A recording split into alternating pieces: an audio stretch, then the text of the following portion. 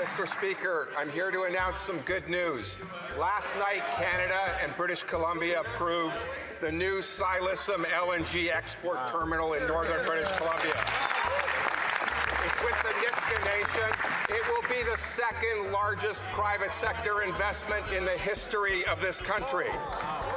The second largest in the history of this country. It will employ thousands of Canadians. We would love the Conservatives to help us build Canada. Mr. Speaker, the question was not about re-announcing a previously approved project. It was about the cost of food. And frankly, it is insulting. We have asked 10 questions about the cost of food in the last 2 days, and not a single Liberal minister will get up and answer it. Maybe that's because the inflation rate on food is 70% above the target. Maybe it's because there are now 4 times as many visits to Toronto food banks as there were 3.5 years ago. Maybe it's because they broke their promise to stabilize food prices. Maybe it's because the Prime Minister promised that he could be judged on the price of food. Speaking of which, what's the verdict?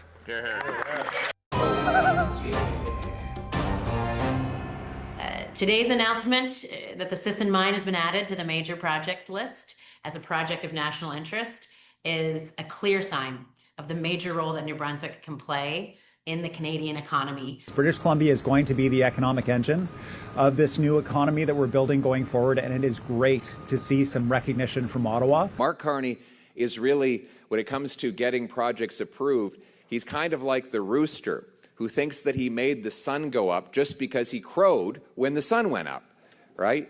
He's not actually getting anything done. He's just showing up to take credit for things that were going to happen anyway. Welcome back to Power Play. And our top story, the federal government's second phase of major projects has officially been unveiled. The list focuses on new mines, LNG and hydro development. And according to the feds, these projects, along with the first round announced in September, are worth a combined $116 billion in investments.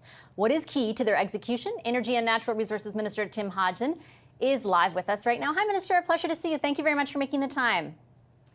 Good to be here. I think you could hear there Mr. Poilievre's chief line of criticism, which I did want to put to you. It's essentially that, this list isn't as big of a deal as your government is characterizing it as. And he pointed to the Sisson mine, which I believe was approved originally 10 years ago. I know the LNG project on this list, its environmental assessment got the go-ahead in September from your government. Are you making safe choices to mitigate political risk with this list today? Absolutely not. What we're doing is focusing on showing the world that Canada gets things done, that we've moved from should we build to how do we build, and that's exactly what we've been doing. The Prime Minister has said that the Major Projects Office his goal is to attract $500 billion of private sector capital to Canada so that we can retool and create new jobs in the face of the unjust tariffs and the trade war we have with the United States. The first list of projects will enable $60 billion of investment in Canada. The list announced today will be $55 billion. We're doing what we said we would do. Just before I let you go, Minister, I did want to ask you about, I know you and the Prime Minister don't love talking about getting questions about pipelines, and often your response is around that there's no official proponent. I concede that. But what we have heard from potential proponents is something that I mentioned in the conversation about LNG, which is a requirement that they say they need for more certainty around the types of policies that they have identified as irritants, the tanker ban, the emissions cap, which I would put to you respectfully is not as clear as you make it out to be. I don't understand when the industrial carbon price reaches the level that strengthening said it would in the budget, and a host of other policies basically that they say, like C69, are standing in the way of them coming forward and saying, I want to build this pipeline. Why have C5 to get around a regulatory burden when you could just remove that regulatory burden in the first place? So what I heard Premier Smith say 2 days ago, and I understand she said again today, is she's very happy with our list, and that she is optimistic about the memorandum of understanding that is in active discussions between the federal government and the Alberta government, and she remains very optimistic. There's a good outcome for both Canada and for Alberta. I believe I'm up in Timmins, so I didn't get to see all of the Prime Minister's comments today, but my understanding is he also said that he felt good about the negotiations with Alberta. And so I think we need to let them take their course, and we'll learn very soon whether we've got to a good place or not. But I'm feeling quite optimistic. Just very quickly, I'm not asking on behalf of Premier Smith. I'm sort of speaking about it in the framing of all the companies that you have said haven't come forward basically to pitch a pipeline, and they have clearly identified that. I understand you're saying leave it to we'll wait for the MOU, but do you have in principle a position as Minister of Energy? Should that tanker ban be gone? Basically, that's the only thing standing in the way. So I think I think a really important part is an industrial carbon price, and I think Alberta and the federal government both agree that we need clarity on an industrial carbon price. That's one of the core parts of the discussion around the MOU. We've said in our budget we intend to give the industry clarity through up to 2050, what an industrial carbon price would look like. If we did that, that would provide the impetus for something like Pathways to get built. Pathways would fundamentally change the carbon intensity of our oil industry, and that's a key precondition for moving forward with a pipeline. The Prime Minister's been clear about that. I think Premier Smith is also comfortable with that as a approach for going forward. That's a live conversation as part of the memorandum of understanding, and from what I'm hearing from Premier Smith and from the Prime Minister, we're getting very close on that. Is the tanker ban part of the live conversation, though? That's my question. I think we're focusing on first things first. The first thing we need to do is figure out an industrial carbon price and figure out how we get Pathways built. And I'm not going to get into the details of private discussions. What has been very public is part of the discussion between the federal government and Alberta is we need to create an environment where Pathways gets built as a first step. And to do that, we need clarity on an industrial carbon price so that the industry can plan how to develop their resources in an environmentally responsible way. Okay, Minister, I'll leave it on that note. I appreciate your time this evening very much. Thank you. Thank you. Take care. Oh, yeah. We begin with the 7 new projects selected for fast tracking by the federal government today. 3 of those projects are focused on critical mineral extraction. 1 is for liquefied natural gas. There's also a hydro project, a transmission line, and a critical conservation corridor. For more on this announcement, Minister of Energy and Natural Resources Tim Hodgson joins me now. Minister, welcome back to the show. It's good to see you, sir. We now have 12 projects in total referred to the Major Projects Office, many of them already at advanced stages of development. So what does this tangibly change for these projects? So, the last time I was here with you, we talked about it's important to punch the ball into the end zone. What we're doing is getting a number of projects that are important to Canada, that are important to our success.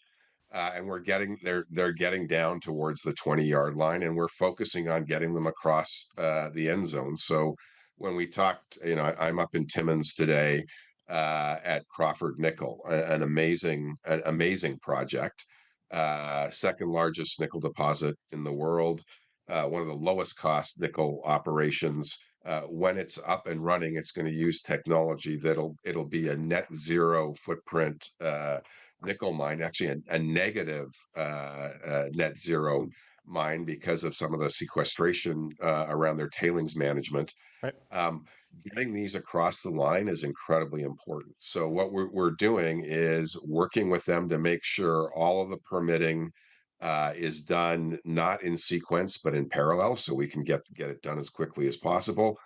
Working with provinces where we need to do that. So in this case with Ontario, and then working closely with the company to ensure it has the best possible financing packages to attract the right the right capital from the private sector, the right capital from our allies to get projects like this built. That's what it does. Still, these legal challenges, and I know C5 obviously gives you the ability, if a project is designated as a project of national interest, to cut through some federal laws and federal regulations, but it can't overturn title, treaty, and sort of challenges there. So, I mean, is there still a risk with this particular project from those legal challenges, or are you comfortable that this can be resolved through the courts?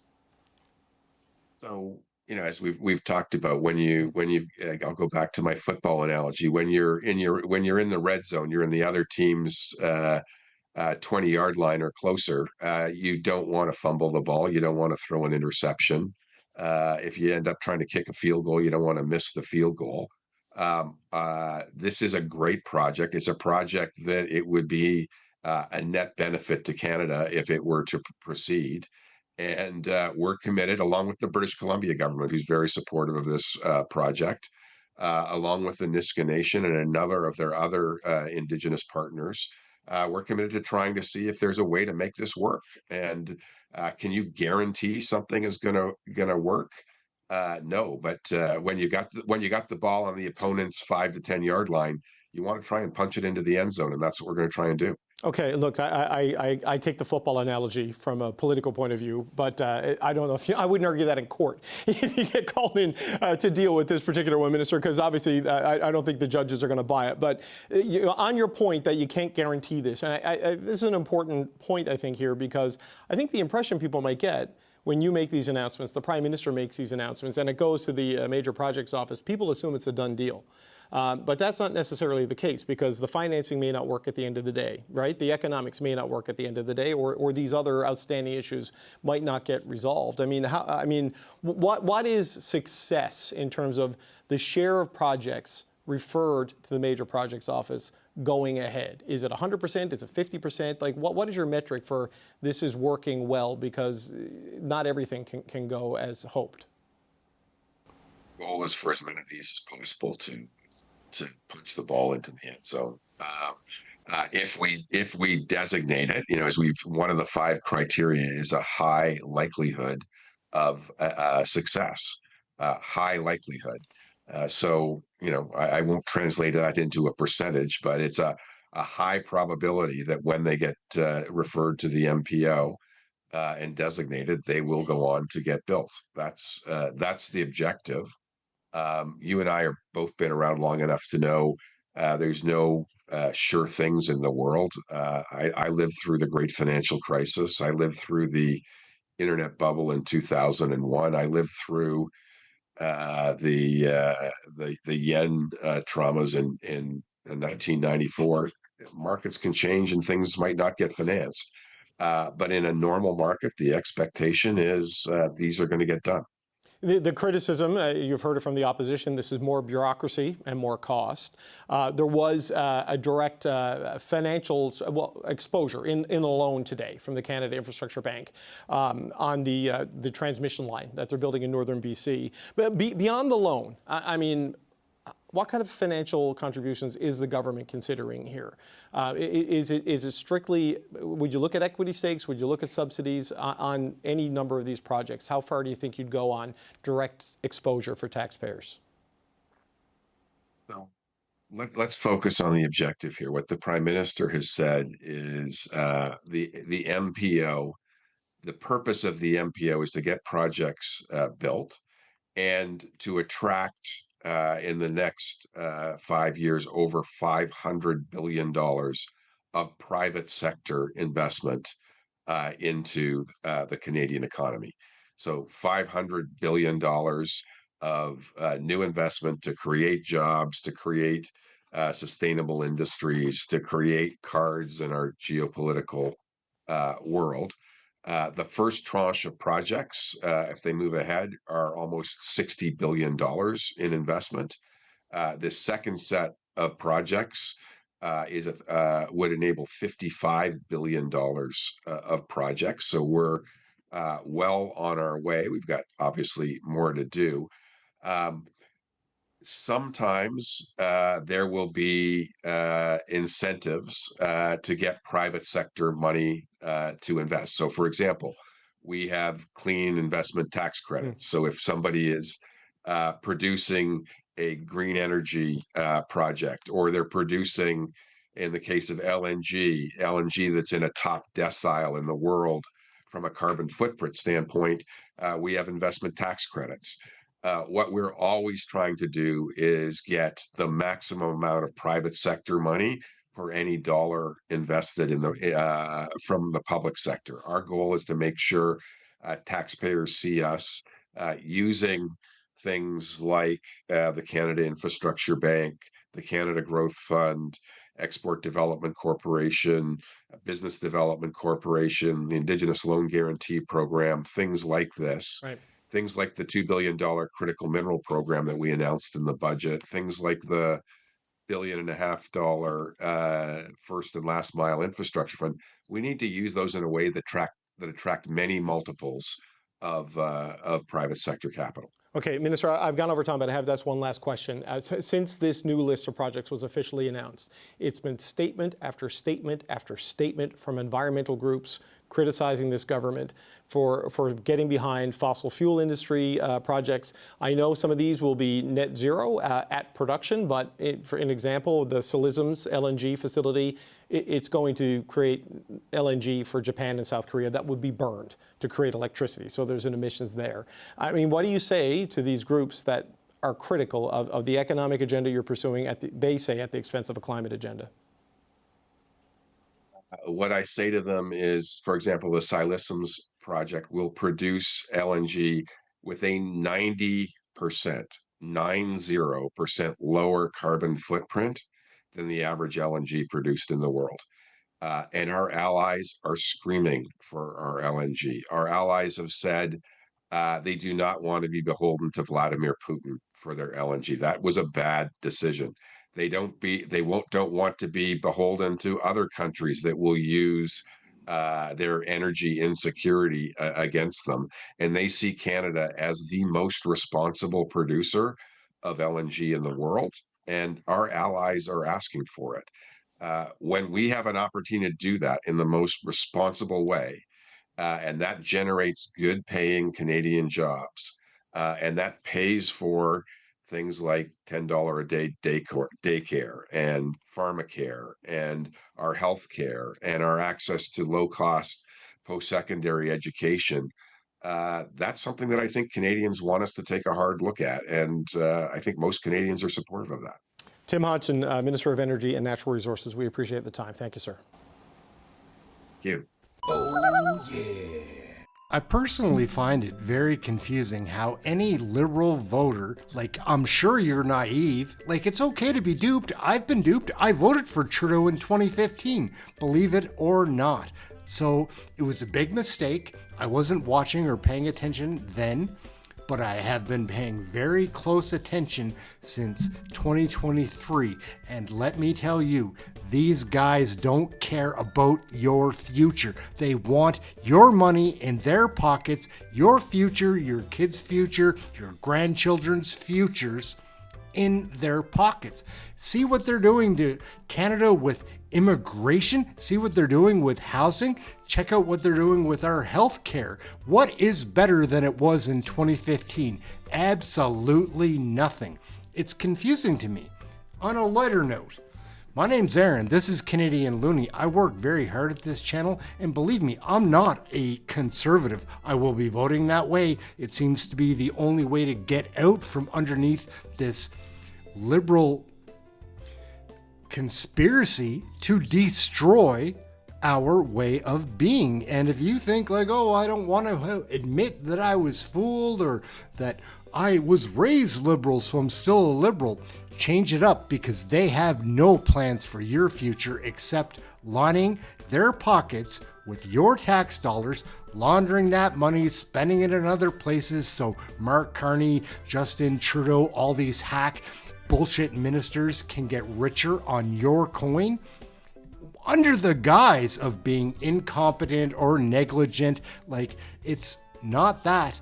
They mean to be doing what they're doing, and they're pulling it off. There is no future for Canada under this government. So I watch all the committee meetings. I watch everything that happens in the House of Commons. I also follow the propaganda-driven news of the legacy media that is paid for by this government to dissuade your mind into some kind of trick to think that they're doing it for the benefit of you. It's not for you. Liberal voters, I'm speaking right to you. Please watch the politics, not the news. Like, watch the Independents on YouTube. Do anything other than what you're doing, because if you're still being duped and not aware that you're being fooled, that's a huge issue. My name's Aaron. This is Canadian Looney. Like, share, subscribe. I work very hard at this channel. Believe it or not, I spend 12 hours a day, 7 days a week at this because it takes a lot of time to watch all of the politics. But that is where you get your real information. So I would appreciate your subscription. I know that a lot of people that watch this channel, 60% of the people that watch my channel aren't subscribed. I need you to subscribe. I'd like you to subscribe. I'm asking for that because this stuff is so censored, which is a part of legacy media, that it's hard to get any kind of word out. I know that there's other platforms. Just go to that. I know that a lot of people, liberal voters, watch YouTube, and I'm hoping they'll catch some of this and become informed. Learn a little more, because again, it's not a liberal conservative thing. It's an evil versus good thing. I'm not a conservative. Like, I will be voting that way because we need to get out from underneath this elephant that keeps squashing us. It's ridiculous. Please like, share, subscribe, get notified. Come check out one of our live shows. We cover Canadian federal politics right there, and I think you'd enjoy our chat room. It's the best that I've seen online. That's it, Aaron, Canadian Looney. Like, share, subscribe. We'll catch you in the next video. We're gonna wrap it up right here. Out for now. Thanks for watching.